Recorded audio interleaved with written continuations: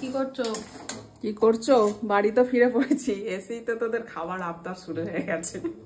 দেখলে তো হেসে হেসে কিভাবে আমাদের অপমান করছে। একটু খেতেই না হয় আমরা ভালোবাসি, তাই একটু আবদার করেছি, তা বলে এরকম করবে? তোমরাই বলো। মামার বাড়ি থেকে আসতে না আসতেই মাকে আবদার করলাম, আর মামার বাড়ি থেকে কটা ফুলকপিও আনা হয়েছিল। তো সেই ফুলকপি দিয়েই মা আজকে খাওয়াচ্ছে ইউনিক একটা জিনিস, ফুলকপির চপ। চপ তৈরি করতে করতে একটু চাও তৈরি করে নিয়েছিলাম, তো চা খেতে খেতে চপটাও রেডি হয়ে গেল। তারপর ভাইদের খেয়ে টেস্ট করতে বললাম। কি বানানো হয়েছে আগে বল। এটা দেখে তো চপ মনে হচ্ছে। ভিতরে কিসের পুর? টেস্টটা লাগবে।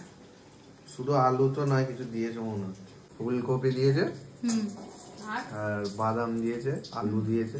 একদম ফুলকপি দিয়ে সিঙ্গারা খেয়েছি, কিন্তু ফুলকপির চপ কিন্তু আমি আগে কখনো খাইনি। তোমরা কি খেয়েছো? কমেন্ট করে কিন্তু জানিও। আর দিনটা আবার মঙ্গলবার ছিল, তাই চপটা নিরামিষ বানানো হয়েছে। খেতে কিন্তু অসাধারণ হয়েছিল। এখানে আবার রূপম এসেছিল, ওকেও আমি চপটা খেয়ে বলতে বললাম যে এটা কিসের চপ। তোকে বলতে হবে কিসের চপ এটা বল, কি আছে ওতে দেয়া?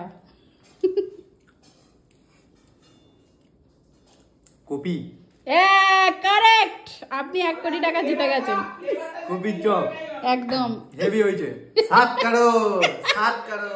ফুলকপির চপের রেসিপি আমার কুকিং চ্যানেলে দিয়ে দেবো, তোমরা গিয়ে কিন্তু চেক আউট করতে পারো। তো চলো আজকের মতো এইটুকু, বাই।